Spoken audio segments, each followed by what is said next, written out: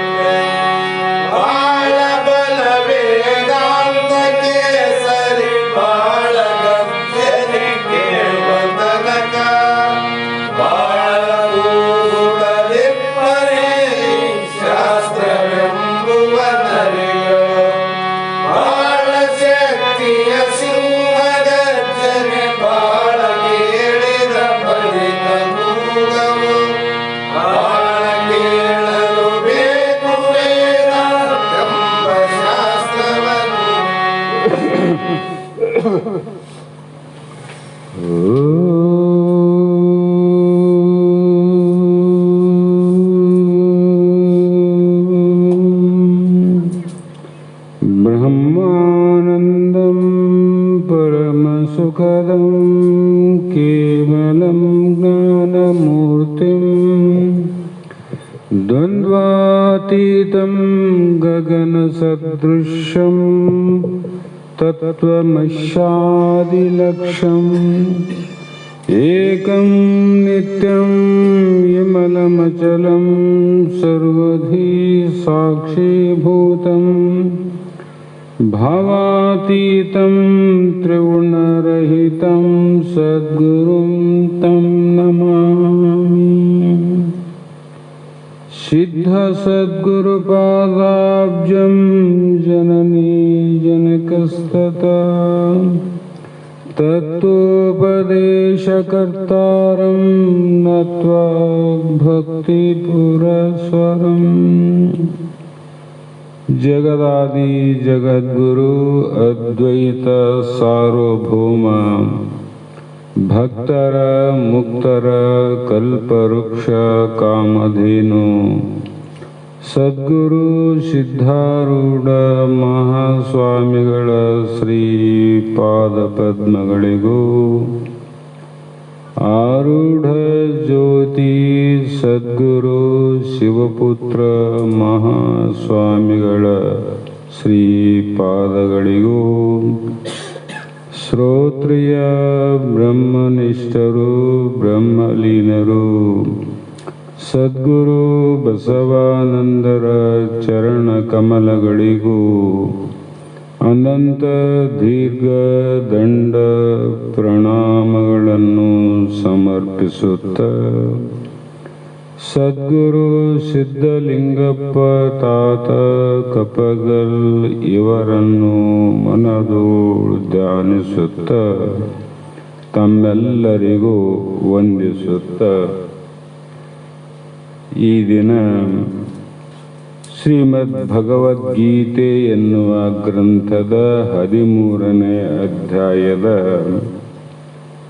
13ನೆಯ ಶ್ಲೋಕ ಇಂದಿನ ಆಧಾರದ ವಿಷಯವಾಗಿದ್ದು, ಈ ಒಂದು ಶ್ಲೋಕದಲ್ಲಿ ಶ್ರೀಕೃಷ್ಣ ಭಗವಂತನು ಅರ್ಜುನನ ಕುರಿತು ಒಂದು ಸುಂದರವಾದ ಶ್ಲೋಕದಲ್ಲಿ ಅನೇಕ ವಿಚಾರಗಳನ್ನು ಆಧಾರವಾಗಿಟ್ಟುಕೊಂಡು ಸರ್ವತಃ ಪಾಣೇ ಪಾದಂ ತತ್ ಸರ್ವತೋ ಅಕ್ಷಿ ಶಿರೋಮುಖಂ ಸರ್ವತಾ ಶ್ರುತಿಮತ್ ಲೋಕೆ ಸರ್ವಂ ಅವ್ಯತ್ಯ ತಿಷ್ಠತಿ ಎಂದು. ಅರ್ಥಾತ್ ಎಲ್ಲೆಲ್ಲಿ ನಮ್ಮ ಶರೀರದ ಕೈ ಕಾಲುಗಳು ಇದ್ದು, ಎಲ್ಲೆಲ್ಲಿ ಕಣ್ಣು, ಎಲ್ಲೆಲ್ಲಿ ಕಿವಿ, ಎಲ್ಲೆಲ್ಲಿ ಬಾಯಿ, ಎಲ್ಲೆಲ್ಲಿ ನಾಸಿಕ ಮತ್ತು ಎಲ್ಲಿ ಪಾದ, ಎಲ್ಲಿ ಶಿರ ಅಂದ್ರೆ ತಲೆ, ಅದು ಜಗತ್ತಿನಲ್ಲಿ ಎಲ್ಲವನ್ನ ವ್ಯಾಪಕವಾಗಿ ವ್ಯಾಪಿಸಿಕೊಂಡಿರುತ್ತದೆ, ಸ್ಥಿರವಾಗಿರುತ್ತದೆ. ಅರ್ಥಾತ್ ಮಹಾತ್ಮರು ಇದರ ವಿಶ್ಲೇಷಣೆಯನ್ನು ಗಂಭೀರವಾಗಿ ಹೇಳುವ ಕಾರಣವೇನೆಂದರೆ, ಆ ಬ್ರಹ್ಮ ಹೇಗಿದೆ ಅಂದರೆ ನಾವು ಅನ್ಕೊಂಡಷ್ಟು ಸೀಮಿತವಾಗಿ ಇಲ್ಲ ಅಂತ. ಯಾವ ವಸ್ತು ಸೀಮಿತವಾಗಿಲ್ಲ? ಬ್ರಹ್ಮನಿಂದ ನಿರ್ಮಾಣಗೊಂಡಂಥ ವಸ್ತುಗಳು ಏನೇನು ಇವೆಯೋ ಅವೆಲ್ಲವೂ ಕೂಡ ವ್ಯಾಪಕ ಅಂದರೆ ಎಲ್ಲ ಕಡೆ ಇದೆ ಅಂದರು. ಕಾರಣ, ನಮಗೆ ಕಣ್ಣುಗಳು ಅಂತಿದ್ರೆ ನಮಗಷ್ಟೇ ಕಣ್ಣಿಲ್ಲ. ತಲೆ, ಪಾದ, ನಾಸಿಕ ಅಂದರೆ ನಮಗಷ್ಟೇ ಇಲ್ಲ. ಸರ್ವ ಜೀವಿಗಳಿಗೂ ಕೂಡ ಇವೆಲ್ಲವೂ ಉಂಟು ಅಂದರೆ, ಎಲ್ಲ ಕಡೆ ಸರ್ವಜೀವಿಗಳಿಗೆ ಇವು ಯಾಕಾವಂದರೆ, ಸರ್ವಜೀವಿಗಳು ಪರಮಾತ್ಮನಿಂದ ವ್ಯಾಪಕಗೊಂಡಂಥ ಜೀವಿಗಳು, ಹೌದಲ್ರಿ? ಆದರೆ ಮನುಷ್ಯರು ಮಾಡಿದಂಥ ವಸ್ತುಗಳು ಎಲ್ಲ ಕಡೆ ಇವೇನು ಅಂದರೆ ಇಲ್ಲ. ಹಟ್ಟಿಯಲ್ಲಿ ಪ್ರಾಪ್ತಿಯಾಗುವಂಥ ಬಂಗಾರ ಮತ್ತೆ ನಮ್ಮ ಕರ್ನಾಟಕದಲ್ಲಿ ಆಗಲಿ ಬೇರೆ ರಾಜ್ಯಗಳಲ್ಲಿ ಇಲ್ಲ. ಯಾಕಂದರೆ ಇದು ಮನುಷ್ಯನಿಂದ ನಿರ್ಮಾಣಗೊಂಡಂಥ, ಪ್ರಕಟಗೊಂಡಂಥ ಒಂದು ವಸ್ತು. ಆದರೆ ಜಗತ್ತಿನಲ್ಲಿ ಕ್ಷೇತ್ರಜ್ಞನು ಅಂದ ಮೇಲೆ ಅದು ಶೇಷಶೃಂಗದಂತೆ ಇಲ್ಲದ ವಸ್ತುವೊಂದು ಹೇಳಬಹುದೇ ಅಂತ ಶಂಕೆ ಮಾಡಿದರೆ, ಆ ಶಂಕೆಯನ್ನು ನಿರಸನ ಮಾಡುತ್ತಾ ಕ್ಷೇತ್ರಜ್ಞನು ಅನುಭವಕ್ಕೆ ಅಗಮ್ಯ ವಸ್ತು, ಅನುಭವ ಮಾಡಲಿಕ್ಕೆ ಅಗಮ್ಯವಾದ ವಸ್ತು.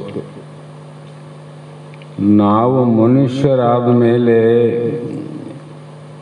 ಯಾವುದನ್ನು ನಾವು ಅನುಭವ ಮಾಡಬೇಕು ಅಂದರೆ,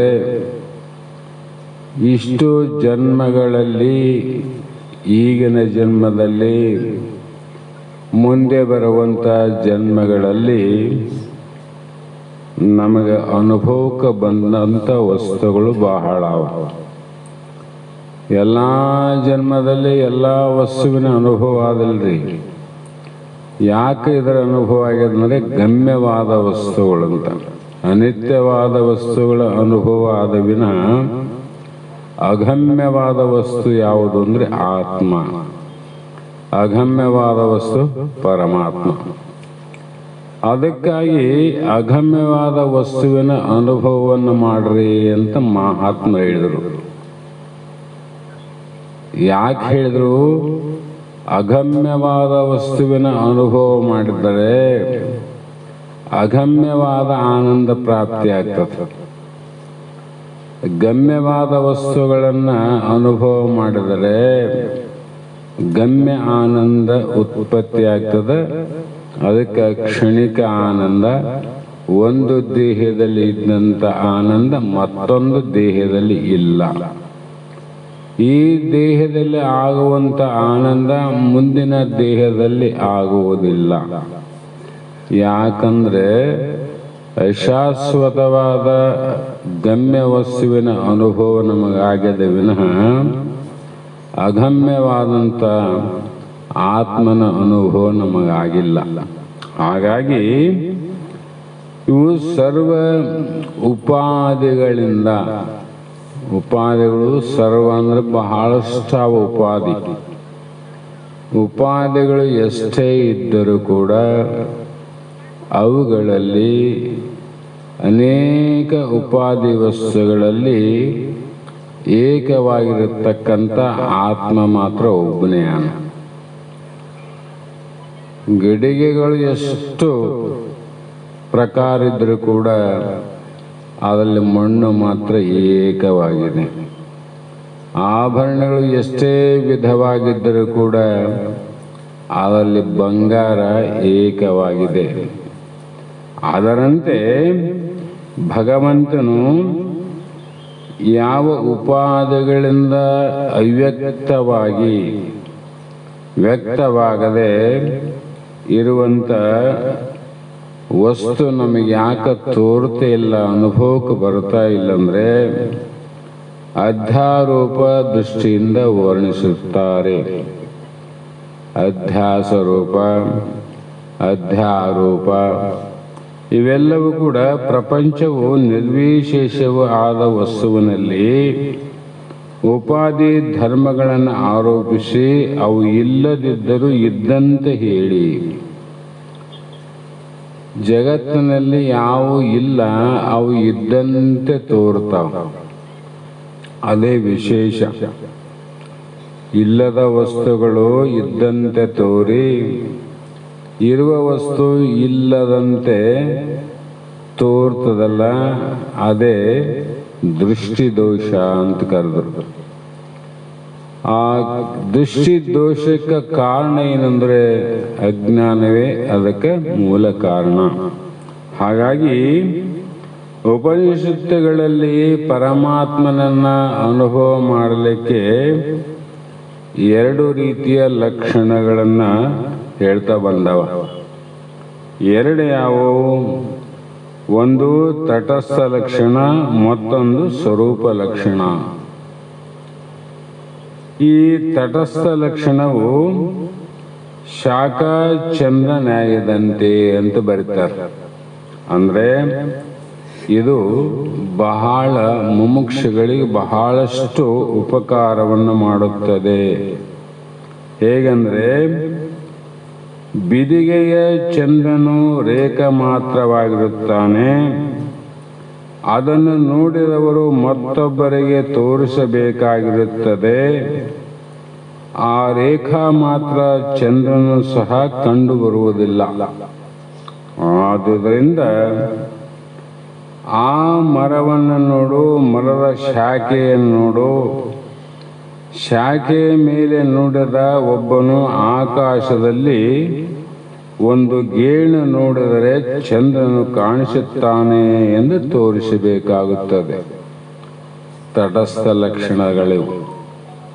ಅದಕ್ಕೆ ಶಾಸ್ತ್ರಗಳಲ್ಲಿ ಕಾಗೆ ಕುಳಿತ ಮನೆಯೇ ದೇವದತ್ತನ ಮನೆ ಅಂತ ನಿಜಗುಣದ ಶಾಸ್ತ್ರದಲ್ಲಿ ಬರ್ತಾವ.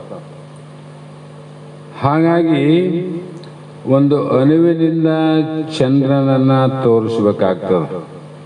ಅದು ರೇಖೆ. ಸೂರ್ಯನ ಒಂದು ರೇಖೆ, ಭೂಮಿಯ ಒಂದು ರೇಖೆ, ಚಂದ್ರನ ಒಂದು ರೇಖೆ. ಈ ರೇಖೆಗಳು ಮೂರು ಒಂದೇ ಕಡೆ ಒಂದೇ ಸಾಲಿನಲ್ಲಿ ಬಂದಾಗ ಚಂದ್ರನಿಗಾಗಲಿ ಸೂರ್ಯನಿಗಾಗಲಿ ಗ್ರಹಣ ಹಿಡಿತದೆ. ಗ್ರಹಣ. ಹಾಗಾಗಿ ಇದೇ ಶಾಖ ಚಂದ್ರನಾಯ ವಿಚಾರಿಸಿದರೆ ಚಂದ್ರನಿಗೂ ವೃಕ್ಷದ ಶಾಖೆಗೂ ಒಂದು ಗೇಣು ದೂರ ಇರುವುದೇ. ಅಲ್ಲೋಡು ಗಿಡದ ಮೇಲೆ ಒಂದು ಗೇಣು ಹಿಂಗೆ ನೋಡು, ಅಲ್ಲಿ ಕಾಣ್ತದಲ್ಲ ಒಂದು ವಸ್ತು, ಅದು ಚಂದ್ರ ಅಂತ ಹೇಳಿದ್ರು. ಆದ್ರೆ ಮರ ಎಲ್ಲದ? ಮರ ಇಲ್ಲೇ ಅದ. ಚಂದ್ರ ಎಷ್ಟು ದೂರ ಅಂದ್ರೆ ಎಷ್ಟೋ ಲಕ್ಷ ಯೋಜನೆ ಪ್ರಮಾಣ ಅಂತ ಅದ. ಹೀಗಿದ್ದು ಕೂಡ ಆಕಾಶದಲ್ಲಿ ವೃಕ್ಷ, ಭೂಮಿಯಲ್ಲಿ ಅದಕ್ಕೂ ಇದಕ್ಕೂ ಏನು ಸಂಬಂಧ? ಇಲ್ಲಿರುವಂಥ ಭೂಮಿಯಲ್ಲಿರುವಂಥ ಮರಕ್ಕೂ ಆಕಾಶದಲ್ಲಿರುವಂಥ ಚಂದ್ರನಿಗೆ ಸಂಬಂಧನೇ ಇಲ್ಲ, ಸೂತ್ರನಿಲ್ಲ. ಆದರೂ ಕೂಡ ವೃಕ್ಷದ ಶಾಖೆಯನ್ನು ಆಶ್ರಯಿಸಿ ನೇತ್ರವು ಮುಂದಕ್ಕೆ ಸಾಕ್ಷಿ, ಕ್ಷಿತಿಜ ರೇಖೆಯವರೆಗೆ ಸಾಗುತ್ತದೆ. ಇದನ್ನೇ ತಟಸ್ಥ ಲಕ್ಷಣವೆನ್ನುತ್ತಾರೆ. ಅದೇನು ಮಾಡಿತು ಅಂದರೆ, ದೃಷ್ಟಿ ನಮಗೆ ಕ್ಷಿತಿಜ ಅಂದರೆ ಬಹಳ ದೂರ ಹೋಗ್ತದೆ, ಬಹಳ ದೂರ. ಮನೆ ಬಹಳ ದೂರ ಅದ. ಒಬ್ಬನು ಊರೊಳಗೆ ಬಂದ, ಇಲ್ಲಿ ಗೌಡರ ಮನೆ ಯಾವುದು ಅಂತ ಕೇಳಿದ, ಎಲ್ಲಿ? ಹೋಟೆಲಲ್ಲಿ ನಿಂತು. ಆವಾಗ ಆ ವ್ಯಕ್ತಿ ಹೇಳ್ದ, ನೀ ಕೇಳುವಂಥ ಗೌಡರ ಮನೆ ಏನದ, ಅಗೋ ಅಲ್ಲಿ ಗೋಡೆ ಮೇಲೆ ಕಾಗೆ ಕುಂತದಲ್ಲ, ಕಾಗೆ ಕುಂತ ಮನೆಯೇ ಗೌಡರ ಮನೆ ಅಂದ. ಅವನ ದೃಷ್ಟಿ ಎಲ್ಲಿತ್ತು? ಮೊದಲು ಸೀಮಿತವಾಗಿತ್ತಿಲ್ಲ. ಆ ಕಾಗೆಯನ್ನು ನೋಡಿ, ಕಾಗೆಗೂ ಮನೆಗೂ ಸಂಬಂಧ ಇಲ್ಲ, ಕಾಗೆಗೂ ಕಾಗೆಯನ್ನು ತೋರಿಸಿದವನಿಗೂ ಸಂಬಂಧ ಅದೇನು. ಆದರೂ ಕೂಡ ಅವನ ದೃಷ್ಟಿ ಏನಾಯ್ತಂದ್ರೆ ತಟಸ್ಥ ಆಯ್ತು ನೋಡ್ರಿ. ಎಲ್ಲಿ? ಆ ಕಾಗೆ ಕುಂತ ಮನೆ ಮೇಲೆ ತಟಸ್ಥ ಆಯ್ತು, ನಿಂತಲ್ಲಿ ದೃಷ್ಟಿ. ಆವಾಗ ಯಾರು ಬರೋದು ಬೇಕಿಲ್ಲ. ಆ ಕಾಗೆ ಕುಂತ ಮನೆಯನ್ನು ನೋಡಿದ್ನಲ್ಲ, ಆ ಮನೆ ನೋಡ್ತಾ ನೋಡ್ತಾ ಹೋಗಿ ಆ ಮನೆ ಮುಟ್ಟಿದ್ನಿಲ್ಲ. ಮತ್ತೆ ಅದಕ್ಕೆ ಮನೆ ಇದೆ ಅಂತ ತೋರಿಸಿದ ಕಾಗೆ ಆದೇನಲ್ಲಿ ಇವನು ಹೋಗೋದ್ರಾಗ ಕಾಗೆ ಆರೋಗಿತ್ತು. ಕಾಗೆ ಹೋದರೂ ಕೂಡ ಮನೆಯ ಇರುವಿಕೆ ಅವನಿಗೆ ಗೊತ್ತಾಯ್ತು ನೋಡ್ರಿ. ಆ ಪ್ರಕಾರವು ಇದನ್ನೇ ಕಾಲಚಿತ್ಕೆ ಸತಿ ವ್ಯಾವರ್ತಕಂ ತಟಸ್ಥ ಲಕ್ಷಣಂ ಅಂದ್ರೆ, ನಿರ್ವಚನಕ್ಕನುಸಾರವಾಗಿ ಒಬ್ಬನು ಒಂದು ಊರಿಗೆ ಹೊಸದಾಗಿ ಬಂದಿದ್ದನು. ಅವನು ರೈಲ್ವೆ ಸ್ಟೇಷನ್ನಲ್ಲಿ ಇಳಿದು ಶಿವಾಲಯವೆಲ್ಲಿ ಅಂತ ಕೇಳಿದ. ಅದನ್ನೇ ಬೇರೆ ರೀತಿ ಹೇಳೋದು, ಶಿವಾಲಯ ಎಲ್ಲಿರಲಿ. ಸ್ಟೇಷನ್ ಬಂದ, ಹೇಳಿದ ಮಂತ್ರಾಲಯ ರಾಘವೇಂದ್ರ ಸ್ವಾಮಿ ಎಲ್ಲಿ ಅಂತ ಕೇಳಿದ ಅಂತ ಇಟ್ಕರಿ. ಅದು ಆ ಕಾಗೆ ಕೂತಿರುವುದೇ ಶಿವಾಲಯ, ಅಲ್ಲಿ ಮನೆ ಅಂತ ಹೇಳಿದ್ವಿ, ಇಲ್ಲಿ ಶಿವಾಲಯ. ಆ ಸಮಯಕ್ಕೆ ಒಂದು ಕಾಗೆಯು ಶಿವಾಲಯದ ಮೇಲೆ ಕುಳಿತಿತ್ತು. ಕಾಗೆಗೂ ದೇವಾಲಯಕ್ಕೂ ಯಾವ ಸಂಬಂಧ ಇಲ್ಲದಿದ್ದರೂ ಕಾಗೆಯ ದೇವಾಲಯದ ಏಕ ದೇಶದಲ್ಲಿಯೂ ಏಕಕಾಲದಲ್ಲಿ ಮಾತ್ರ ಇರುವುದಾದರೂ ಅದು ಮಿಕ್ಕ ಭವನಗಳಿಂದ ಶಿವಾಲಯವನ್ನು ಪ್ರತ್ಯೇಕ ಮಾಡಿ ತೋರಿಸಿತು. ಆ ಊರಲ್ಲಿ ಸಾಕಷ್ಟು ಮನೆಗಳವ, ಸಾಕಷ್ಟು ದೇವಾಲಯ ಅವ. ತಾನು ಕೇಳಿದ ಶಿವಾಲಯ, ತಾನು ಕೇಳಿದ ಮನೆ ಕಾಗೆ ಏನು ಮಾಡ್ತು ಅಂದ್ರೆ ಭಾಗ ತ್ಯಾಗ ಮಾಡ್ತು ನೋಡ್ರಿ. ಉಳಿದ ಮನೆ ಇವು ಗೌಡನ ಮನೆ ಅಲ್ಲ, ಉಳಿದ ಮನೆ ಶಿವಾಲಯಗಳಲ್ಲ. ಎಲ್ಲಿ ಕಾಗೆ ಕುಂತದ ಅದೇ ನೀನು ಕೇಳಿದ ಶಿವಾಲಯ, ಎಲ್ಲಿ ಕಾಗೆ ಕುಂತದ ಅದೇ ನೀನು ಕೇಳಿದ ಮನೆ ಅಂತ ಹೇಗೆ ತಿಳಿದುಕೊಳ್ಳುತ್ತೇವೆ. ಮಿಕ್ಕ ಭಾವಗಳಿಂದ ಶಿವಾಲಯವನ್ನು ಪ್ರತ್ಯೇಕ ಮಾಡಿತು ನೋಡ್ರಿ. ಹಾಗಾಗಿ ಇದೊಂದು ತಟಸ್ಥ ಲಕ್ಷಣ. ಉಳಿದುವೆಲ್ಲ ನೀನಲ್ಲ ಅಂತ ಹೇಳ್ತಲ್ಲ, ಅದಂಗ ತಟಸ್ಥ ಲಕ್ಷಣದಿಂದ ನೇತಿ ಈ ಶಾಸ್ತ್ರಗಳಿಂದ ಬೋಧ ಮಾಡ್ತಕ್ಕಂಥದ್ದು ಒಂದು ವಿಧ.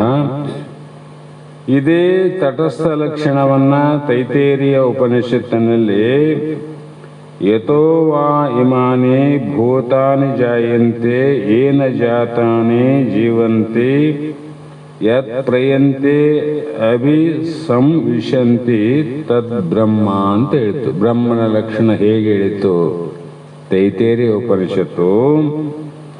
ಈ ಸಮಸ್ತ ಭೂತ ಪ್ರಪಂಚವು ಯಾವುದರಿಂದ ಹುಟ್ಟಿರುವುದೋ, ಯಾವುದರಿಂದ ರಕ್ಷಿಸಲ್ಪಡುವುದು, ಕೊನೆಗೆ ಯಾವುದರಲ್ಲಿ ಲಯವಾಗುವುದು ಅದು ಬ್ರಹ್ಮವೆಂದರ್ಥ.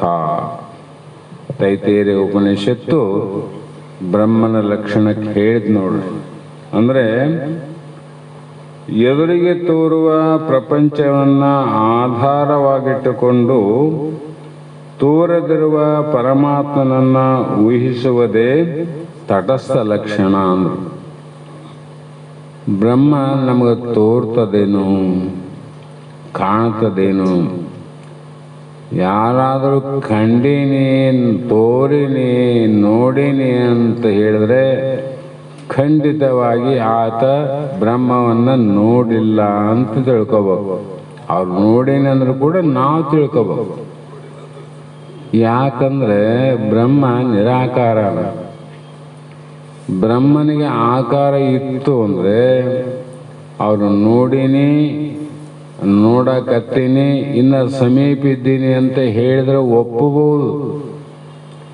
ಆದರೆ ಇದು ಹೇಗಿದೆ ಬ್ರಹ್ಮ ಅಂದ್ರೆ ಪ್ರಕ್ರಿಯೆ ಪ್ರಪಂಚವು ಕಾಗೆಗೆ ಸಮಾನ ಅಂತ. ಕಾಗೆ ದೃಷ್ಟಾಂತ ಯಾಕೆ ಕೊಟ್ರು? ಈ ಪ್ರಕ್ರಿಯೆ ಪ್ರಪಂಚ ಕಾಗೆಗೆ ಸಮಾನ. ಅದು ಪರಮಾತ್ಮನಲ್ಲಿ ಯಾವಾಗಲೂ ಇರೋದಿಲ್ಲ. ಆ ಮನೆ ಮೇಲೆ ಯಾವಾಗಲೂ ಇರ್ತದೇನು ಕಾಗೆ? ಕಾಗೆ ಯಾವಾಗಲೂ ಇರೋದಿಲ್ಲ.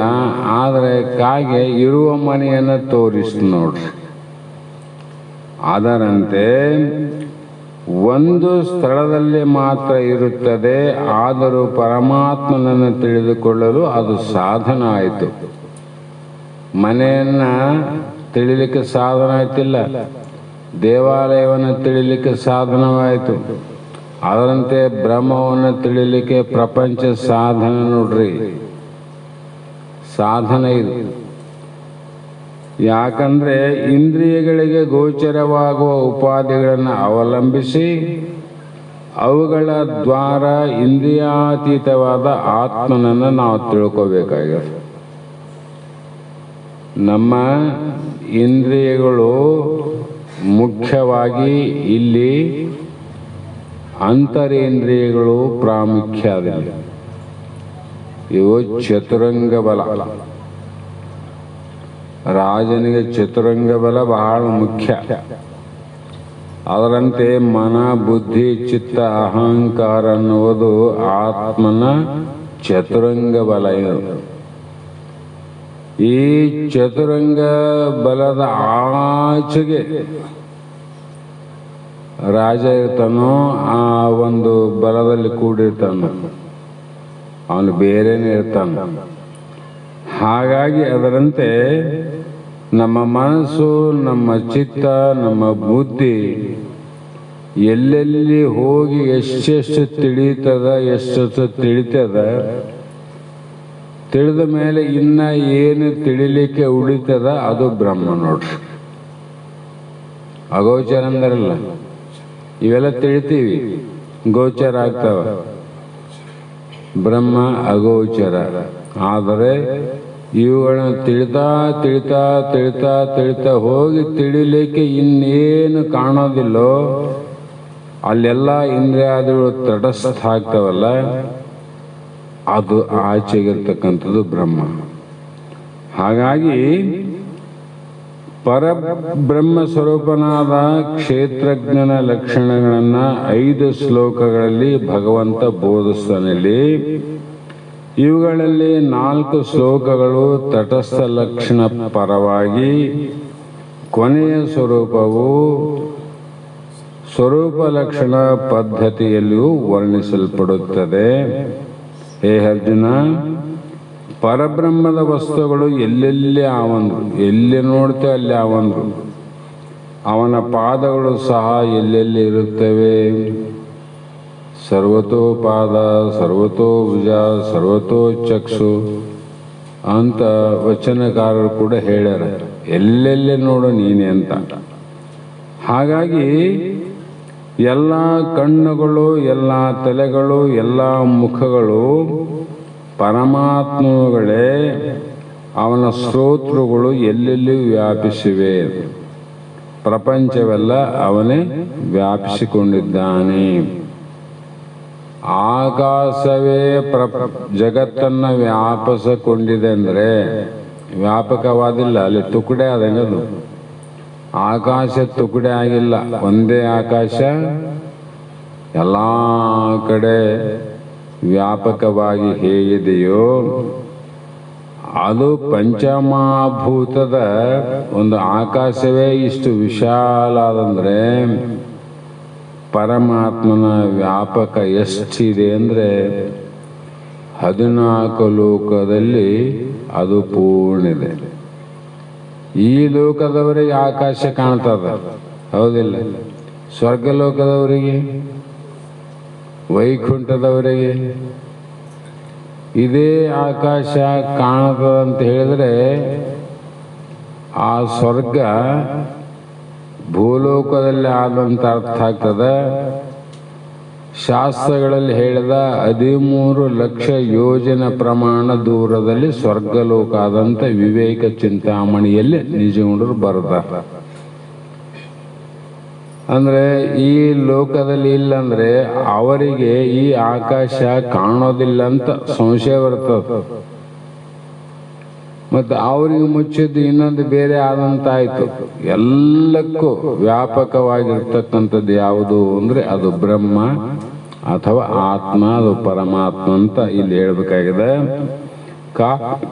ಕಾರಣ ವಿಧ ವಿಧವಾದ ಮಣ್ಣಿನ ಪಾತ್ರೆಗಳೆಲ್ಲ ಮಣ್ಣಿನ ರೂಪವೇ ಆಗಿರುವಂತೆ ಕಲ್ಪಿತ ಪದಾರ್ಥಗಳ ರೂಪದಲ್ಲಿ ಗೋಚರಿಸುವುದು ಒಂದೇ ಅಧಿಷ್ಠಾನ ಪರಬ್ರಹ್ಮ. ಇವು ದೃಷ್ಟಾಂತಗಳು ಅರ್ಥ ಆದರೆ ದೃಷ್ಟಾಂತದ ಅನುಭವ ಆಗ್ತದೆ. ವಿಧ ವಿಧ ಅಂದ್ರೆ ನಾನಾ ಪ್ರಕಾರ, ನಾನಾ ಆಕಾರ, ಎಲ್ಲ ಆಕಾರ ರೂಪದಿಂದ ತಯಾರಾದಂಥ ಮಣ್ಣಿನ ಏನು ಪಾತ್ರೆಗಳವ, ಎಲ್ಲ ಪಾತ್ರೆಗಳು ಅನೇಕ ವಿಧವಾಗಿರುವಂಥ ಪಾತ್ರೆಗಳಲ್ಲಿ ಏಕವಾಗಿರುವಂಥ ಮಣ್ಣು ಮಾತ್ರ ಒಂದೇ ಅಂದರು. ಒಂದೇ ಆದಿಲ್ಲ. ಆದರೆ ನಾವು ಮಣ್ಣಿನ ಜೊತೆಯಲ್ಲಿ ವ್ಯವಹಾರ ಆದಂತ ನಮಗೆ ಗೊತ್ತಿಲ್ಲ, ಪಾತ್ರೆಗಳ ಜೊತೆಯಲ್ಲಿ ವ್ಯವಹಾರ ಆದಂತ ಸತ್ಯ ಅಂತ ತಿಳ್ಕೊಂಡಿವಿ ನಾವು. ವ್ಯವಹಾರ ಇಲ್ಲಿ ನಡೆದ ಮಣ್ಣಿನಿಂದ ನಡೆದದ, ಆದರೆ ನಮ್ಗ ಪಾತ್ರೆಗಳಿಂದ ನಡೆದದ ಅಂತ ನಮಗಾಗ್ಯದ. ಅದರಂತೆ ಬಂಗಾರದ ಪಾಕ್ಷಿತ್ವ ಧರ್ಮದಿಂದ ಅಂದರೆ ಬಂಗಾರದ ಅಸ್ತಿತ್ವ ಏನದ, ಧರ್ಮದಿಂದ ಆಭರಣಗಳು ಗೋಚರಿಸುತ್ತವೆ. ಒಂದೇ ಬಂಗಾರದಿಂದ ಅನೇಕ ವಿಧದ ಆಭರಣಗಳು. ಆಭರಣ ಅನೇಕ ವಿಧವಾಗಿದ್ದರೂ ಕೂಡ ಅಲ್ಲಿ ಅಧಿಷ್ಠಾನ ಯಾವುದು? ಬಂಗಾರ.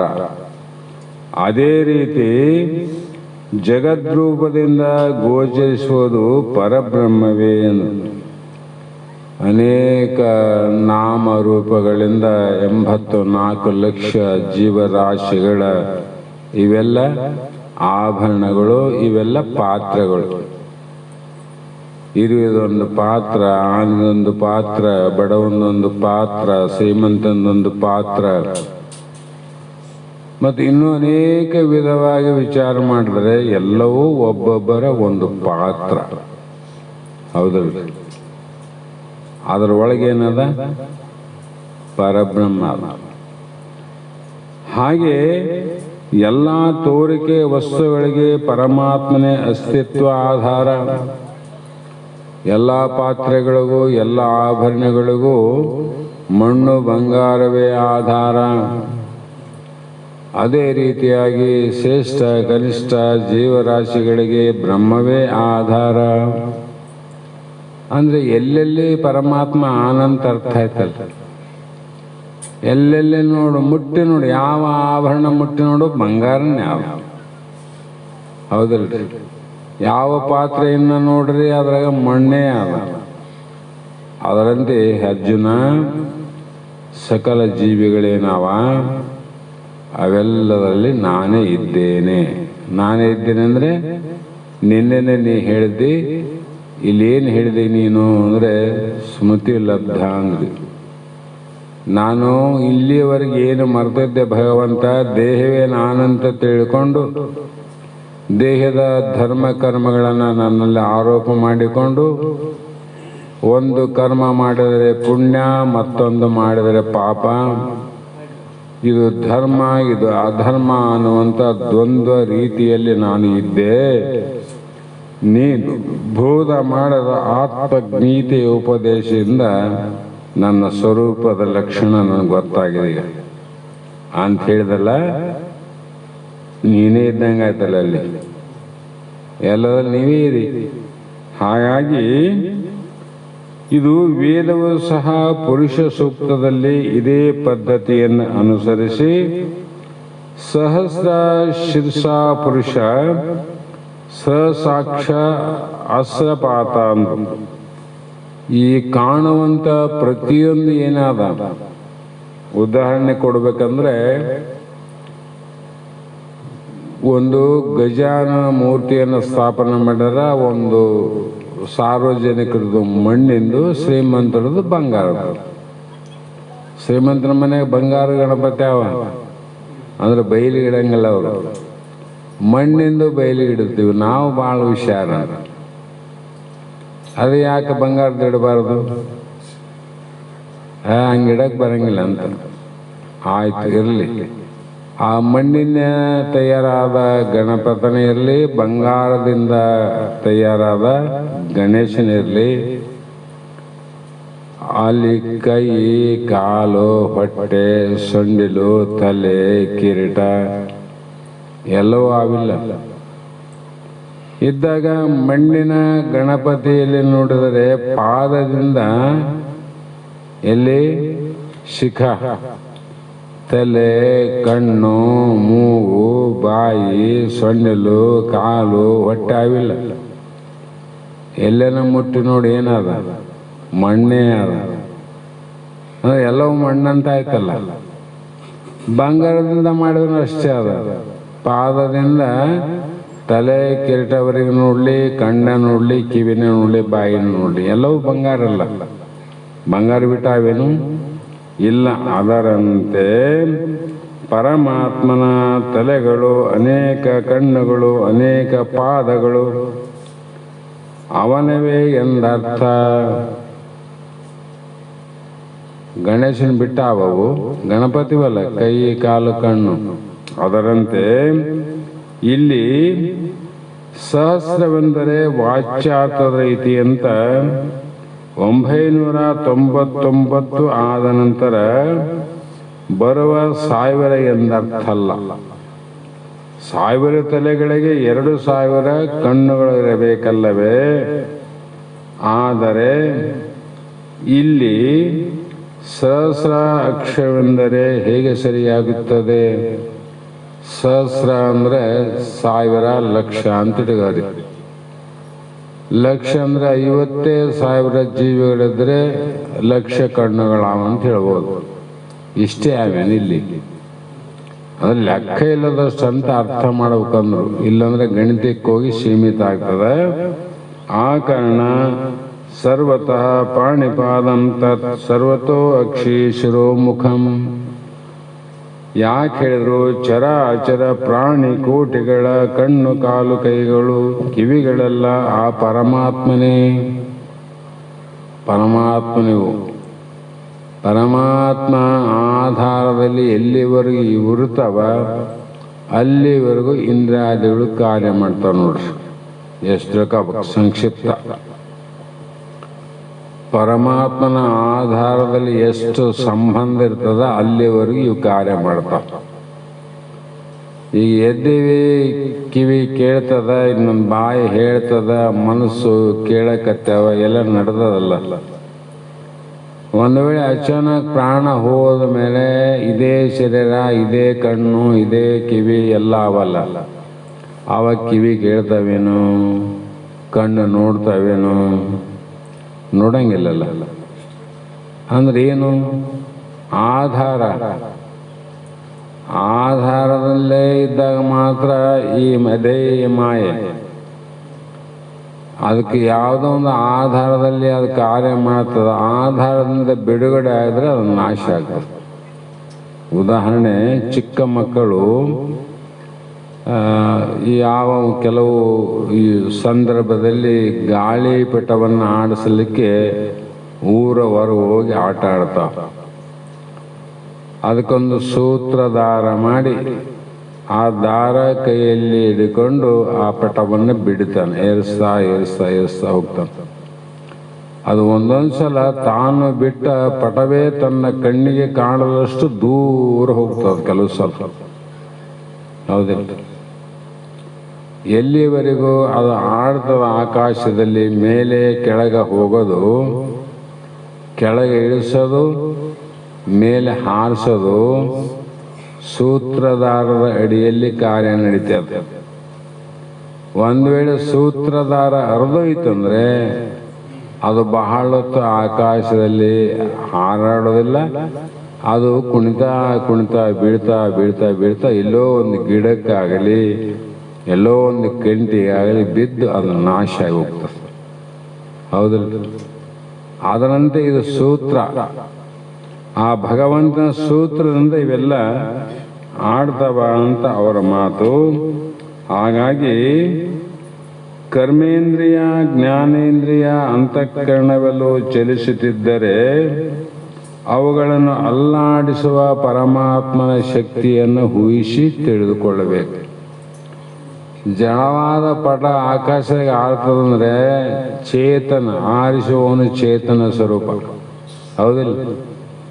ಅದರಂತೆ ಜಡವಾದ ಮನ, ಇಂದ್ರಿಯಾದಿಗಳು ಜಡಾವ, ದೇಹ ಜಡಾದ, ಪ್ರಾಣ ಜಡಾದ, ಎಲ್ಲ ಜಡ ಇದ್ರೂ ಕೂಡ ಪರಮಾತ್ಮನ ಶಕ್ತಿಯನ್ನು ತೆಗೆದುಕೊಂಡು ಇವು ಹಾರ್ತದ, ತಿರುಗಾಡ್ತದ, ನೋಡ್ತದ, ಮಾಡ್ತದ, ನಡೀತದ, ಹಿಡಿತದ ಅಂತ ತಿಳ್ಕೋಬೇಕು. ಗಡಿಯಾರವು ನಡೆಯುತ್ತಿದ್ದರೆ ಅದರ ಸಣ್ಣ ದೊಡ್ಡ ಮುಳ್ಳುಗಳು ಚಲಿಸಬೇಕಾದರೆ ಕೀ ಕೊಟ್ಟರೆ ಮಾತ್ರ ಸಾಧ್ಯ. ಅದಕ್ಕೆ ಶೆಲ್ ಹಾಕಿದಾಗ ಆ ಜಡವಿಲ್ಲ ಮುಳ್ಳು ಈಗ ತಿರುಗತ್ತವಲ್ಲ. ಈಗ ಜಡ ಅಂತ ಹೆಂಗಂತೀರಿ? ಪ್ರತ್ಯಕ್ಷ ತಿರುಗ್ತಾವ, ಮುಳ್ಳು ತಿರುಗ್ತಾವ, ಸಣ್ಣ ಮುಳ್ಳು ದೊಡ್ಡ ಮುಳ್ಳು ಅನುಭವದಿಂದ ಜಡ ಅವ. ಹೌದಲ್ರಿ? ಇಲ್ಲಿ ಪ್ರತ್ಯಕ್ಷ ನೋಡಿ ತಿರುಗ್ತಾವ. ಅದಕ್ಕೆ ಶಕ್ತಿಯಿಂದ ಶೆಲ್ಲ ನೋಡಿ, ಕಿಲಿ ಕೀ ಅಂದ್ರೆ ಅಲ್ಲಿ ಶೆಲ್ ಅಂತ ಅಷ್ಟೆ. ಅದರಿಂದ ತಿರುಗ್ತಾವಲ್ಲಿ ಇವು. ಸ್ವಲ್ಪ ಇಂಚ ಮುಂಚಾದ್ರೆ ಒಯ್ತು ನೋಡಿ ಶೆಲ್ಲ ಅಂತೀವಿ. ಶೆಲ್ಲ ಹೋಗದೆ ಬೇರೆ ಹಾಕಂತೀವಿ. ಅದರಂತೆ ಇಲ್ಲಿಯೂ ಕೂಡ ಕೀ ಕೊಡುವ ಶಕ್ತಿ ಒಂದು ಇರಬೇಕು. ಈ ಬ್ರಹ್ಮಾಂಡದಲ್ಲಿರುವಂಥ ಸರ್ವ ಜೀವಜಂತುಗಳು ಅವು ಚೇತನದಂತೆ ತಿರುಗಾಡ್ತವ. ಯಾವನಂದ್ರೆ ಅದಕ್ಕೆ ಕೀ ಕೊಡುವ ಒಂದು ಶಕ್ತಿ ಇರಲೇಬೇಕಲ್ಲ. ಹಾಗಾಗಿ ಆ ಶಕ್ತಿಯ ಆಶೆಯಿಂದಲೇ ಪಿಂಡ ಬ್ರಹ್ಮಾಂಡಗಳೆಲ್ಲವೂ ನಡೆಯುತ್ತವೆ. ಪಿಂಡ ಬ್ರಹ್ಮಾಂಡ ಎಲ್ಲವೂ ಕೂಡ ನಡಿಲಿಕ್ಕತ್ತವ. ಅಂದ್ರೆ ವ್ಯವಹಾರ ಮಾಡ್ಲಿಕ್ಕತ್ತವಂದ್ರೆ ಒಂದು ಶಕ್ತಿ ಇರಬೇಕಲ್ಲಪ್ಪ. ಹಾಗಾಗಿ ಆ ಕ್ಷೇತ್ರಜ್ಞನೆಂಬ ಪರಮಾತ್ಮನು ಯಾವುದು ಆ ಶಕ್ತಿ ಅಂದ್ರೆ, ಹೊರಗಡೆ ಮುಳ್ಳು ಕಾಣ್ತವ, ಗಡಿಯಾರ ಕಾಣ್ತದ, ಹಿಂದಗಡೆ ಶೆಲ್ ಕಾಣಂಗಿಲ್ಲ ನಮಗೆ. ಹೌದಿಲ್ಲ? ಅವು ಮುಂದಾವೇನು? ಹಿಂದೆ ಇದ್ದು ಮುಂದ ಕಾರ್ಯವನ್ನ ಮಾಡಲಿಕ್ಕೆ ಅದು ಸಹಾಯ ಮಾಡ್ತದೆ. ಅದರಂತೆ ಎಲ್ಲ ಜೀವ ಜಂತುಗಳಲ್ಲಿ ಕಾಣಲಾರದಂಗ ಒಳಗಡೆ ಇದ್ದು ಕಾಣುವ ಎಲ್ಲ ಕಾರ್ಯಕ್ಕೆ ಆಧಾರವಾಗಿರುವನು. ಅಂದರೆ ಅಸ್ಥಿಭಾತಿ ಪ್ರಿಯ ರೂಪದಿಂದ ಸಮಸ್ತ ವಿಶ್ವವನ್ನು ಆವರಿಸಿ ಕೂತಿರುತ್ತಾನೆ. ಅಸ್ಥಿ ಭಾತಿ ಪ್ರಿಯ ನಾಮರೂಪವನ್ನು ಅಲುಗಡಿಸ್ತಾನೆ ನೋಡ್ರಿ. ನಮ್ಮ ರೂಪ ಕೆಡಿಸ್ತಾನಿಲ್ಲ, ಕೆಡ್ತದಿಲ್ಲ. ಮತ್ತೆ ಒಳಗೆ ನೀನು ಶಲ್ಲಾದ ಗಡಿಯಾರದಾಗ ಮುಳ್ಳು ತಿರುಗಿದಂತೆ ಶಲ್ಲು ತಿರುಗಂಗಿಲ್ಲ ನೋಡ್ರಿ. ಮುಳ್ಳು ತಿರುಗಿದ್ರೆ ಶಲ್ಲು ತಿರುಗ್ತದೆ, ಅದು ಸ್ಥಿರವಾಗಿದ್ದು. ಇವೆಲ್ಲ ಅಸ್ಥಿರವಾದ ಮುಳ್ಳನ್ನು ತಿರುಗಾಡಿಸ್ತವೆ. ಅದರಂಗಾಗಿ ಈ ಕ್ಷೇತ್ರದಲ್ಲಿ, ಈ ದೇಹದಲ್ಲಿ ಇರುವಂಥ ಕೂಟಸ್ಥ ನೀನಿದ್ದೆಲ್ಲ ಪರಮಾತ್ಮ ಅಸ್ಥಿಭಾತಿ ಪ್ರಿಯ, ನೀನು ಸಮಸ್ತ ವಿಶ್ವವನ್ನು ತಿರುಗಿಸುತ್ತಿದ್ದೆ. ಆ ಸಮಸ್ತ ವಿಶ್ವ ಜಗತ್ತು ತಿರುಗುತ್ತದೆ ಅನ್ನೋದಕ್ಕೆ ಪ್ರಮಾಣ ಏನ್ರಿ ಅಂತ ವಿಚಾರ ಮಾಡಿದ್ರೆ, ಸಾಮಾನ್ಯವಾಗಿ ಇಲ್ಲಿ ಋತುಗಳಿಂದ ನಾವು ವಿಚಾರ ಮಾಡಿದರೆ 60 ಸಂವತ್ಸರಗಳು ಹೋಗ್ತಾವ ಬರ್ತಾವ. ಇವು ಹೋಗ್ಯವಂತವು ಬಂದವಿಲ್ಲ. ಅದು ಇರಲಿ, ಪ್ರಳಯ ಆಗ್ತದಂತ ಬರ್ತಾವಲ್ಲ ಶಾಸ್ತ್ರ. ಪ್ರಳಯ ಆಗ್ತಾವಂದ್ರೆ ಇವು ಮತ್ತೆ ತಿರುಗ್ತಾವಂತ ಆಯ್ತಲ್ಲ ಚಕ್ರ. ಕೃತಾಯುಗ, ದ್ವಾಪಾರ ಯುಗ, ಕಲಿಯುಗ, ತ್ರೇತಾಯುಗ, ಇವೆಲ್ಲ ತಿರುಗುವವೆ. ಇದೆಲ್ಲಕ್ಕೂ ಕೂಟಸ್ಥನಾಗಿ ನಿರ್ವಿಕಾರವಾಗಿ ಗಡಿಯಾರ ನೋಡುವವರಿಗೆ ಸಮಯ ಗೊತ್ತಾಗ್ತದೆ ವಿನ ನೀನು ಹಿಂದೆ ಪ್ರೇರಣಾಕರ್ತನಾಗಿರ್ತಕ್ಕಂಥ ಆ ಶಕ್ತಿ ತಿಳಿಯಂಗಿಲ್ಲಲ್ಲ, ಹೌದಿಲ್ಲ? ಅದೇ ಪ್ರಕಾರ ಈ ನಿರ್ವಿಕಾರನಾಗಿದ್ದು ಇರುವನು ಎಂಬ ಲಕ್ಷಾರ್ಥವನ್ನು ಗ್ರಹಿಸಬೇಕು. ಗಡಿಯಾರ ಎಷ್ಟು ಚಂದ ಆದಂತೀವಿ, ನಮ್ಗಿಷ್ಟೇ ಗೊತ್ತಾಗ್ತದೆ. ಎಷ್ಟು ಚಂದ ಇದ್ರೆ ಏನಾದ್ರೆ ಇಂದ ಶಕ್ತಿ ಇಲ್ಲದ್ರೆ ಏನು ಮಾಡ್ತದ್ದಿ? ಅದಕ್ಕೆ ಈ ಜಗತ್ತು ಎಷ್ಟು ಚಂದ ಆದಂದು ಕೂಡ ಇಂದ ನಿನ್ನ ಶಕ್ತಿಯೇ ಕಾರಣ ಅಂತ. ಆ ಕಾರಣದಿಂದ ಇಲ್ಲಿ ಮುಂದೆ ಮತ್ತೆ ಸರ್ವ ಇಂದ್ರಿಯ ಗುಣಾಭಾಸಂ ಸರ್ವ ಇಂದ್ರಿಯ ವಿವರ್ಜಿತಂ ಆಸಕ್ತಂ ಸರ್ವಭ್ಯತಾ ಚೇ ಏವ ನಿರ್ಗುಣಂ ಗುಣಭೋಕ್ತ್ಯ ಚ ಅಂತ ಇಲ್ಲಿ ಇನ್ನೊಂದು ಮಾತು ಹೇಳಿದರು. ಅಂದರೆ ಸರ್ವ ಇಂದ್ರಿಯ ಕರ್ಮೇಂದ್ರಿಯ ವಿವರ್ಜಿತನು, ಆಸಕ್ತನು ಇಷ್ಟೇ ಅಲ್ಲ, ಸರ್ವ ಭಕ್ತ ನಿರ್ಗುಣ ಮತ್ತು ಗುಣಭೋಕ್ತ ಅಂದ್ರೆ ಅರ್ಥಾತ್ ವಿರೋಧಾಭಾಸ ಅಲಂಕಾರದ್ವಾರ ಕ್ಷೇತ್ರಜ್ಞನ ಪ್ರಭಾವವು ಈ ಶ್ಲೋಕದಲ್ಲಿ ಹೇಳಿ, ಆರೋಪ ದೃಷ್ಟಿಯಿಂದ ಆತ್ಮವು ಎಲ್ಲ ತಾನೇ ಅಂತ ಹೇಳಿದರು. ಆರೋಪ ಸ್ವರೂಪ ದೃಷ್ಟಿಯಿಂದ ಯಾವುದು ತಾನಲ್ಲ. ಆರೋಪ ದೃಷ್ಟಿಯಿಂದ ಎಲ್ಲ ತಾನೇ ಅಂತ ಹೇಳಿದರು. ಆದರೆ ಸ್ವರೂಪ ದೃಷ್ಟಿಯಿಂದ ಯಾವುದು ತಾನಲ್ಲ, ಯಾಕೆ ನೀನಲ್ಲ? ಉಪಾಧಿ ದೃಷ್ಟಿಯಿಂದ ಸಮಸ್ತ ಇಂದ್ರಿಯ ಗುಣಗಳು ಆತ್ಮನಲ್ಲಿ ಇರುವಂತೆ ತೋರಿದರು. ಇರುವಂತೆ ತೋರ್ತವಿಲ್ಲ ನಿನಗ.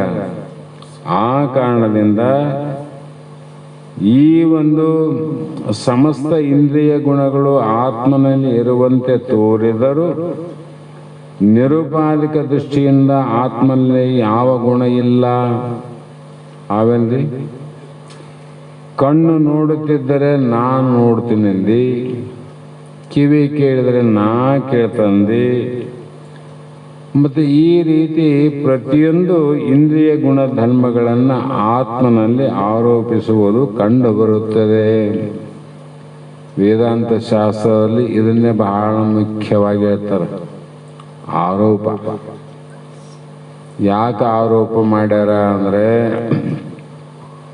ಇಲ್ಲಿ ತಟಸ್ಥ ಲಕ್ಷಣ ಅಂತ ಹೇಳ್ಕೊಂತ ಬಂದಾರ. ಆ ಆರೋಪವನ್ನು ಮಾಡಿ ಮತ್ತೆ ಅದು ತೆಗೆಯೋದು ಸ್ವರೂಪ ಲಕ್ಷಣದಲ್ಲಿ. ಇವೇನಂದ್ರೆ ಇಲ್ಲ ನಮಗೆ. ಯಾಕಿಲ್ಲಂದರೆ ಶಾಸ್ತ್ರ ಕೇಳಿದ ಅಧಿಕಾರಿಗಳಿಗೆ ಗೊತ್ತಾಗ್ತದೆ, ಸೂಕ್ಷ್ಮವಾಗಿ ಹೋಗ್ಬೇಕು. ಎಲ್ಲವೂ ಗ್ರಂಥಗಳಲ್ಲೇ ಸಿಗಬೇಕಂದ್ರೆ ಸಾಧ್ಯ ಇಲ್ಲ. ಈಗ ಶಾಸ್ತ್ರ ಕೇಳಿದ ಮೇಲೆ ಈ ಕಣ್ಣು, ಕಿವಿ, ಕಾಲು, ಕೈ, ಮೂಗು, ಬಾಯಿ ಮತ್ತು ಪ್ರಾಣ ಹೋದ ಮೇಲೆ ಇವು ದೇಹಕ್ಕೆ ಆವಿಲ್ಲವು. ಆದರೆ ದೇಹ ನೀನಲ್ಲ ಅಂತ ಶಾಸ್ತ್ರ ಇಲ್ಲಿವರೆಗೆ ಕೇಳಿವಿ. ಅದು ಯಾರಿಗೆ ಸ್ವಾನುಭವಕ್ಕೆ ಬಂದದ ಬಿಟ್ಟದ ಆ ಪ್ರಶ್ನೆ ಬೇರೆ. ಕೇಳಿದ್ದೆಂದು ಸತ್ಯ, ಇದು ಅನುಭವಕ್ಕೂ ಸತ್ಯ ಅದ, ನಂಬಿಕೆ ಆಗೋದು ಬಿಡೋದು ಬಹಳ ಕಷ್ಟ ಅದ, ಆ ಪ್ರಶ್ನೆ ಬೇರೆ. ಶರೀರ ನೀನಲ್ಲ ಅಂದರೆ ಮತ್ತೆ ಅವೆಲ್ಲ ನೀನು ಸಂಬಂಧ ಅವೇನು? ಸಂಬಂಧ ಆತ್ಮ ನೀನಿದ್ದೆ, ನಿನಗೆ ಸಂಬಂಧ ಇಲ್ಲ ಅಂದಾಗ ಅವ್ಯಾವ ನಿನಗೆ ಸಂಬಂಧ ಇಲ್ಲ ಅಂತ ಅರ್ಥ ಆಯ್ತು. ಆದರೂ ಕೂಡ ಆತ್ಮನಲ್ಲಿ ದೇಹ ದೃಷ್ಟಿಯಿಂದ ಆರೋಪ ಆಯ್ತು ನೋಡ್ರಿ. ಆರೋಪ ಅಧ್ಯಾಸ ಆರೋಪದಿಂದ ಏನಾಗ್ತಾವಂದ್ರೆ ನಾನಾ ರೀತಿ ಕಲ್ಪನೆಗಳು ಪ್ರಾಪ್ತಿ ಆಗ್ತಾವ. ಹಾಗಾಗಿ ಇಲ್ಲಿ ಆತ್ಮನು ಈ ಗುಣಧರ್ಮಗಳಿಗೆ ವಿಲಕ್ಷಣನಾಗಿದ್ದಾನೆ. ದೇಹದ ಲಕ್ಷಣಗಳಿವಿನ ಆತ್ಮನ ಲಕ್ಷಣ ಅಲ್ಲ. ಅಂದ್ರೆ ದೇಹಕ್ಕನೇ ವಿಲಕ್ಷಣ ಅಂದ್ರೆ ಬೇರೆ ಆಗಿದ್ದೆ ಅಂತ ಇಲ್ಲಿವರೆಗೆ ಕೇಳಿವೆಲ್ಲ ಅವು. ಅದಕ್ಕಾಗಿ ನಿನಗ ಜನನಿಲ್ಲ, ಮರಣಿಲ್ಲ, ನೀ ಸಾವಿಲ್ಲ ಅಂತ ಹೇಳ್ತಾ ಬಂದು ಶಾಸ್ತ್ರ.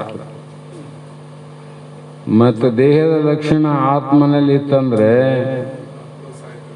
ಮತ್ತು ಆತ್ಮನು ಸತ್ತು ಹೋತನ ಅಂತ ಅರ್ಥ ಆಗ್ತಿತ್ತು.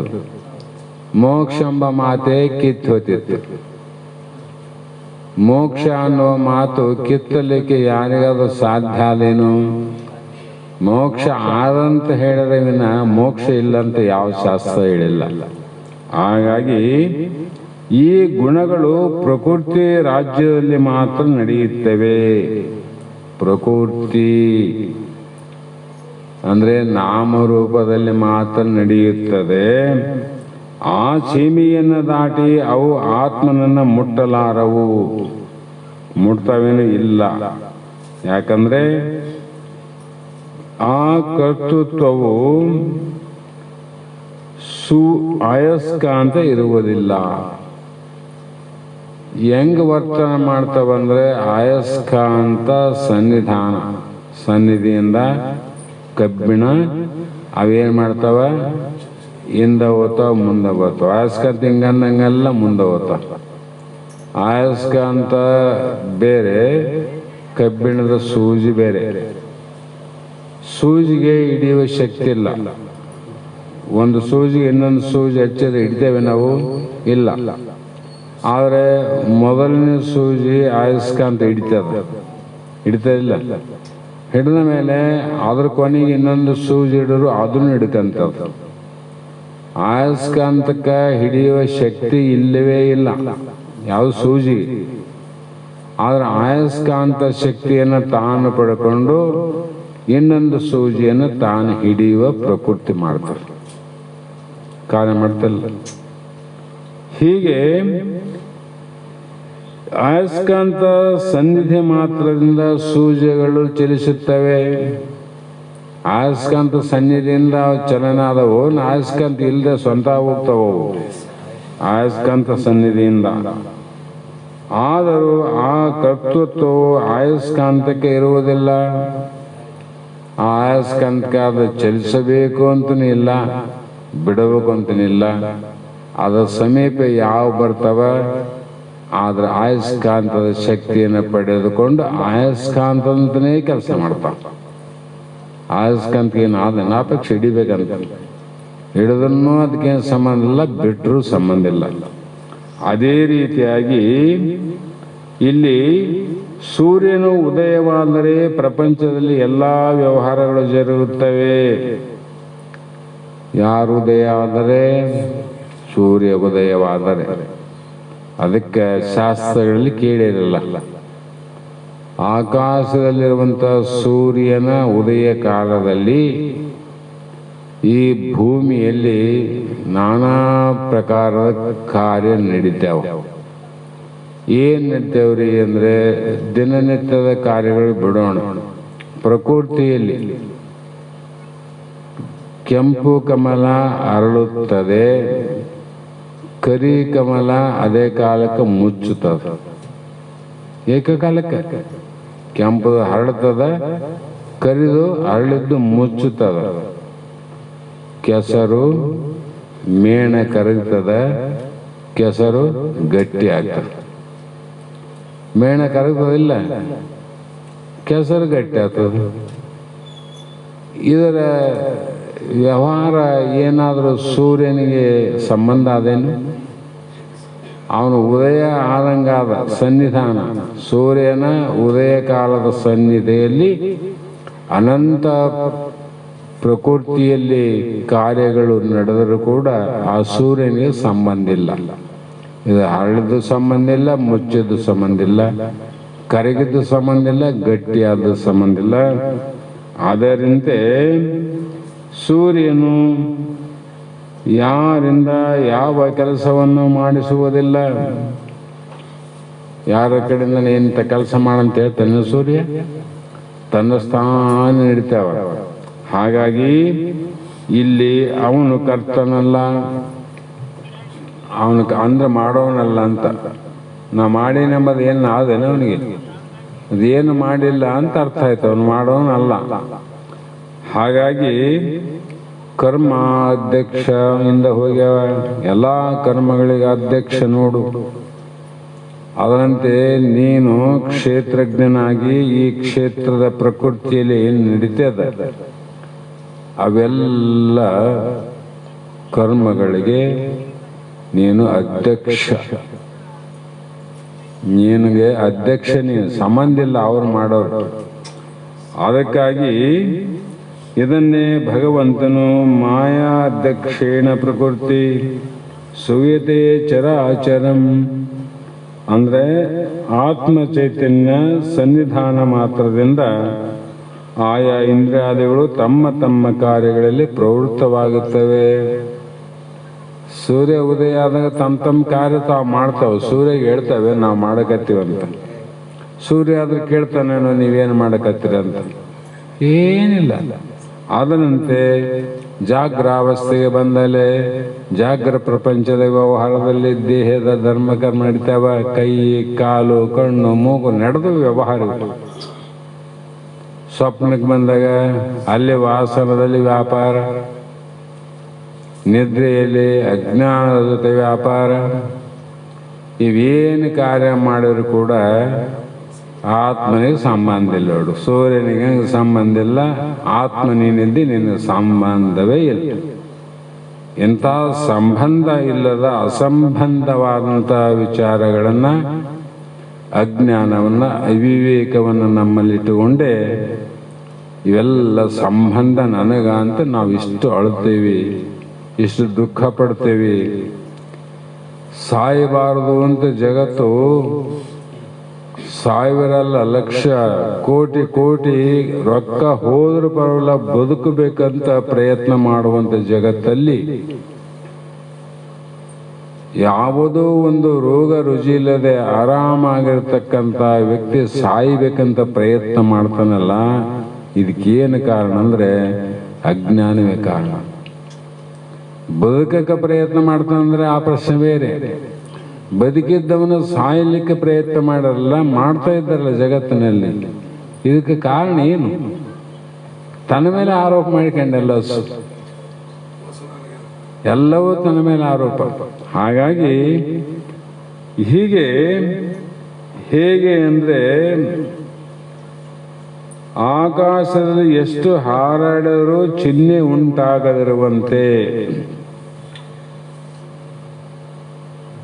ಸುಮ್ಮನೆ ವಿಮಾನದಾಗ ನಾವೊಂದು 2 ಸಲ ಓದೋದಕ್ಕೆ ಅನುಭವ ಹೇಳ್ತೀನಿ. ವಿಮಾನಗಳು ಎಷ್ಟೋ ಸಾವಿರಾರು ಓಡಾಡ್ತಾವ. ನಾವು ಇಲ್ಲಿ ಕುಂತವ್ರಿಗೆ ಅದೇನು ದೊಡ್ಡ ಮಾತಲ್ಲ. ರೊಕ್ಕಿದ್ದವ್ರಿಗೆ ದಿವಸ 100 ವಿಮಾನಗಳು ಆಕಾಶಕ್ಕೆ ತಿರುಗಾಡಿದ್ರೆ ಯಾವುದಾದ್ರೂ ವಿಮಾನದ ಹೆಜ್ಜೆ ಮೂಡೇವನು ಕಂಡವ?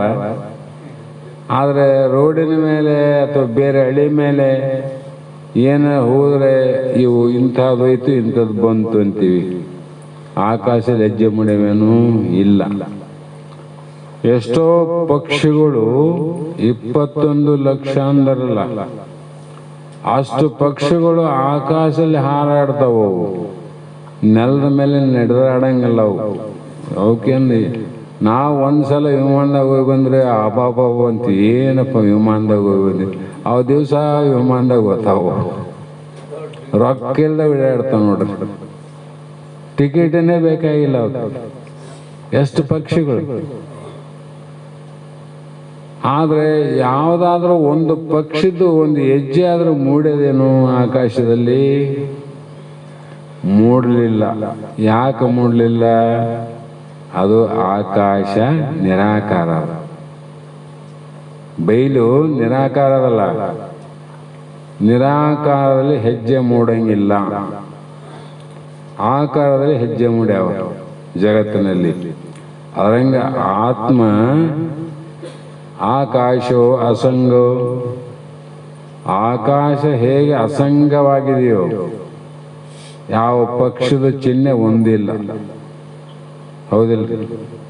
ಅದರಂತೆ ಇಲ್ಲಿ ಅಸಂಗೋ ಯೋ ಪುರುಷ ಅಂದರೆ ಶ್ರುತಿ ಪ್ರಮಾಣದಿಂದ ಎಲ್ಲವನ್ನು ಕೂಡ ಇಲ್ಲಿ ನಡೆದರೂ ಕೂಡ ಯಾವ ಅದಕ್ಕೆ ಗುರುತು ಚಿಹ್ನೆ ಎಂಬುದಿಲ್ಲ, ಅದು ನಿರಾಕಾರ, ಆಕಾರನಿಲ್ಲ ಅದಕ್ಕೆ.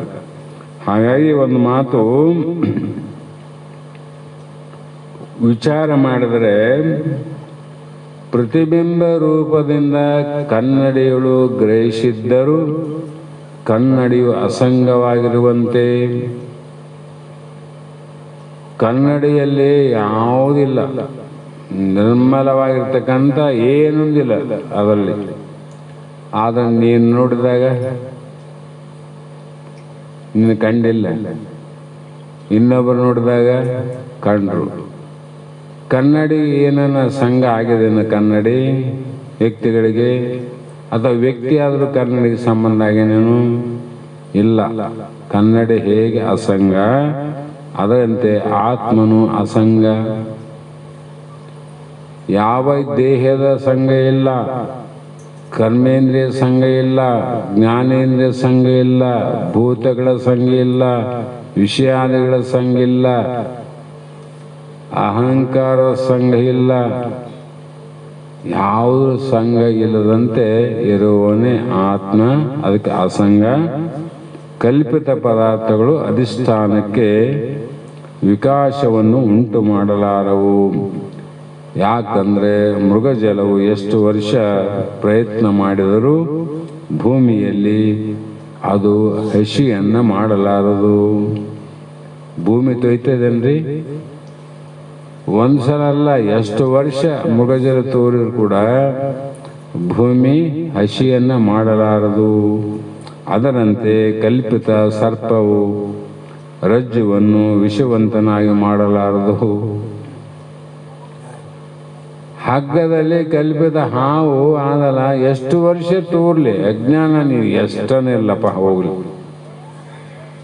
ಅಜ್ಞಾನದಿಂದ ಎಷ್ಟೇ ವರ್ಷ ಇರತಕ್ಕಂಥ ಬ್ರಹ್ಮನಲ್ಲಿ ಇಲ್ಲದಂಥ ದೇಹ ತೋರಿದ್ರು ಕೂಡ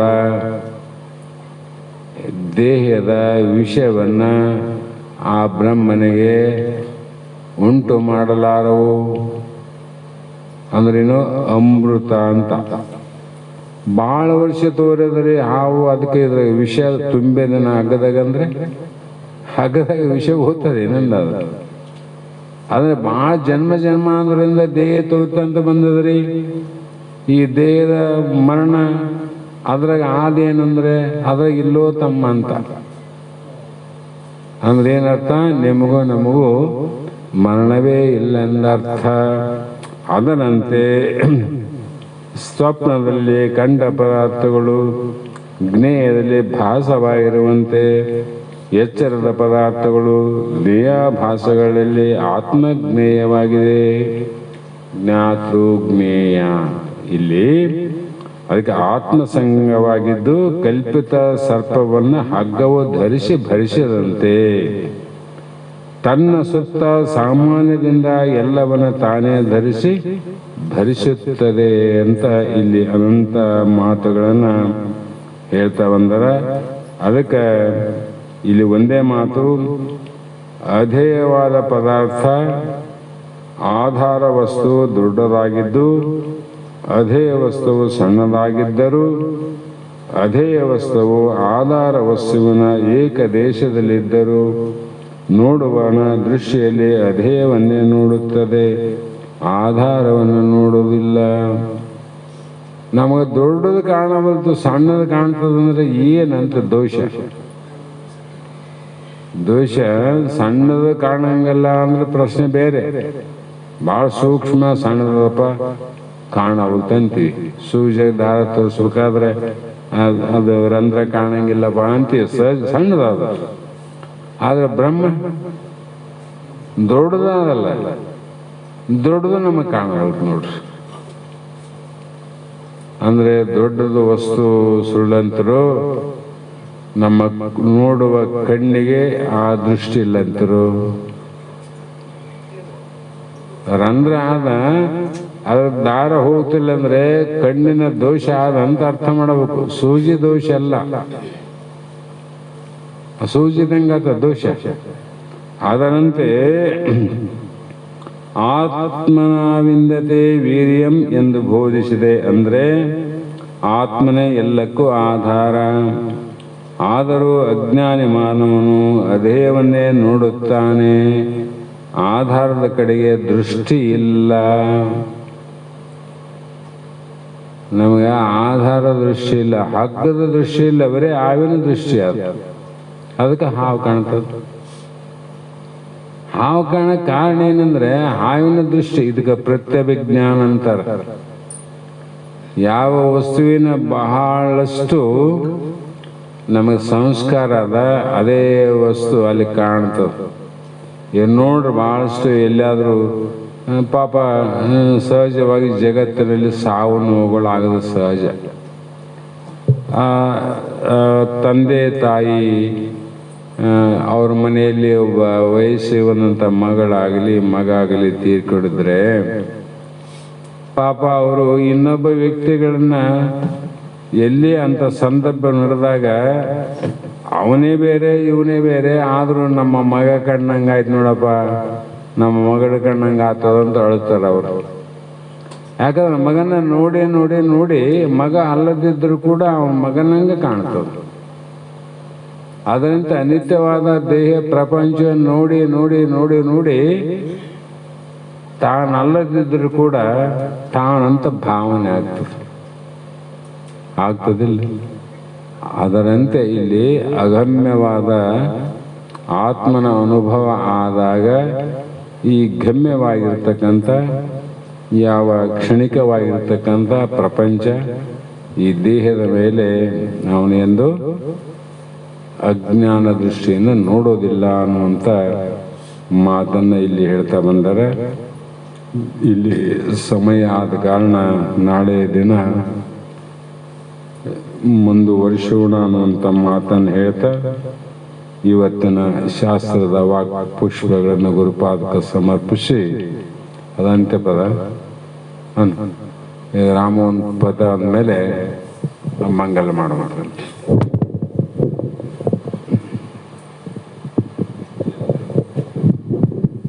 ಏನೈತೆ ಜೀವನದಾಗ ಹೋಗದೈತೆ ಮಣ್ಣಾಗ, ಏನೈತೆ ಜೀವನದಾಗ ಹೋಗದೈತೆ ಮಣ್ಣಾಗ, ಚಿಂತಿಲ್ದ ಕೂಡುವುದೈತೆ ಜಂತಿಲದ ಮನೆಯಾಗ, ಚಿಂತಿಲ್ದ ಕೂಡುವುದೈತೆ ಜಂತಿಲದ ಮನೆಯಾಗ.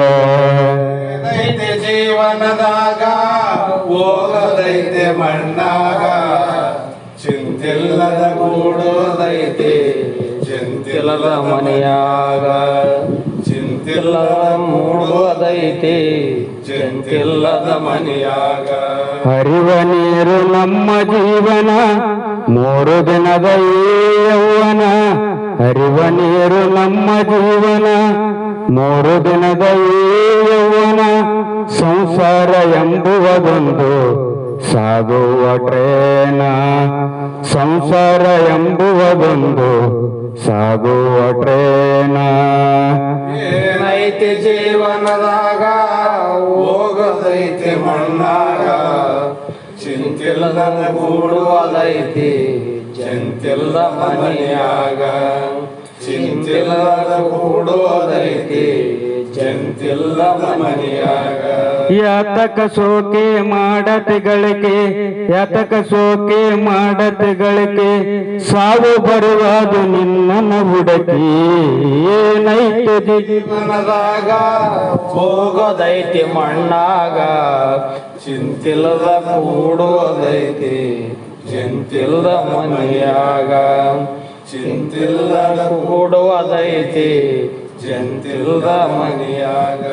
ಮನದಲ್ಲೊಂದು ಬದುಕಿನ ಚಿಂತೆ ಮಾಡಲಾಕ ಬಂದಿದೆ ಸಂತೆ, ಮನದಲ್ಲೊಂದು ಬದುಕಿನ ಚಿಂತೆ ಮಾಡಲಾಕ ಬಂದಿದೆ ಸಂತೆ.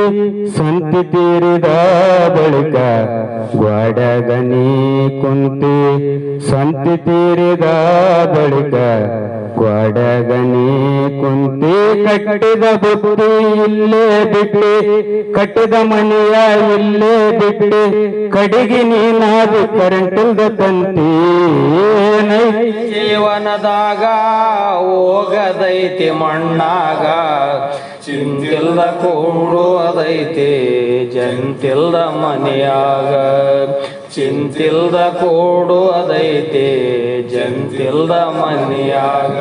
ಸವಿಯ ನುಂಡು ಸಂಸಾರದಾಗ ಗಳಿಕೆ ಮಾಡ ಅಬ್ಬಾರದಾಗ, ಸವಿಯ ನುಂಡು ಸಂಸಾರದಾಗ ಗಳಿಕೆ ಮಾಡ ಅಬ್ಬಾರದಾಗ.